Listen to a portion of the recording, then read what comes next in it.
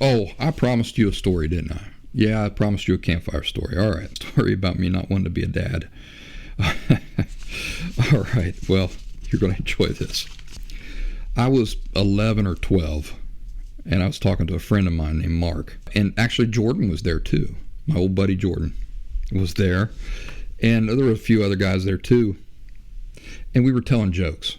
We were all standing around telling jokes. Jordan was like the king of jokes. In fact, I think every joke I've told you folks are jokes that he told me, and I'm simply passing on. So anyway, we were standing around, me and Jordan and Mark and some other friends, and we were telling jokes. Some of them were getting pretty naughty for 11, 12, and 13-year-olds. But anyway, Jordan told this joke. The punchline was that the guy's girlfriend in the joke ended up having a penis. So all of us were just bent over howling in laughter, and Mark was standing there not laughing at all. I said, Mark, what's wrong? You don't get the joke? And he says, no, I don't get it. So I said to Mark, well, the punchline is that the guy didn't know that his girlfriend was actually a guy. And Mark says, I still don't get it. I remember Jordan and me looking at each other like, what on earth doesn't he get about this? And I said, Mark, women don't have penises. And he said, well, yeah, they do. Man, we just about fell over. I couldn't believe that at this age he didn't know that women don't have penises. So I said, Mark, no, women don't have penises. And I swear to you, he looked us straight in the eye with a completely straight face, and he said, yeah, they do. My mom has one. I've seen it. I don't remember what age we were, 12, 11, something like that. We just about fell over, just like in astonishment that he said that. And so what I would say is much more likely is that he saw his mom getting out of the shower or something and mistook something else for a penis. But I'll tell you what, by the way, I mentioned that to him in our 20s. We were hanging out, and I said, Mark, do you remember that time we were telling jokes and you didn't understand it? And I said, well, girls don't have penises, Mark. And you said, yeah, no, they do. They do. My mom has one, and I've seen it. Do you remember saying that? And he's like, I never said that. I never said that. I never said that. And he denied that up and down. Like I said, he's kind of eccentric. So I don't know if he forgot it or if he was just horrified by the memory of him saying that and being so oblivious to real life or not. But anyway, he denied it to pieces. But the reason why I bring him up was because I remember having a discussion with him one time about what we were going to do with our lives when we grew up. And we were, again, probably only between 11 and 13. We were young, very young. And I asked him, what are your plans? Like, what is your big life goals? And he said, well, I would like to grow up, get married, and have children.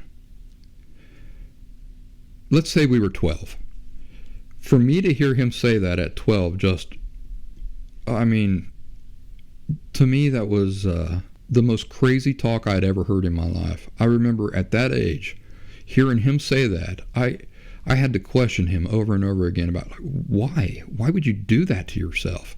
It was the part about having kids. I said, what is it? Like, why would you do that to yourself? Why would you want to have kids?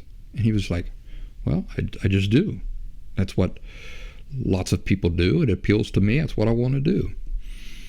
And it was just such a foreign idea. I thought he was crazy. And I remember thinking to myself at that age, I will never, ever have children. Not ever. And I held to that view for, well, a long time. Like I say, till I was almost 40, I held to that view. I did not want to be a dad. I didn't want the responsibility. It did not seem fun to me. It didn't seem like there were any positives about that. It seemed more like like putting yourself in prison voluntarily than anything good. And I'm just so grateful, first of all, that I didn't have children before I was ready.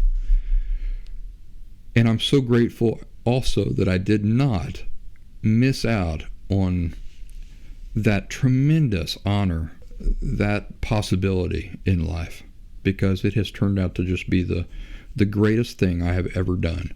But, make sure, I'm talking to you folks now who don't have kids and are on the fence about something like that. I just want to reiterate that I did not have kids until I was on the far side of authentic recovery from my emotional disorder.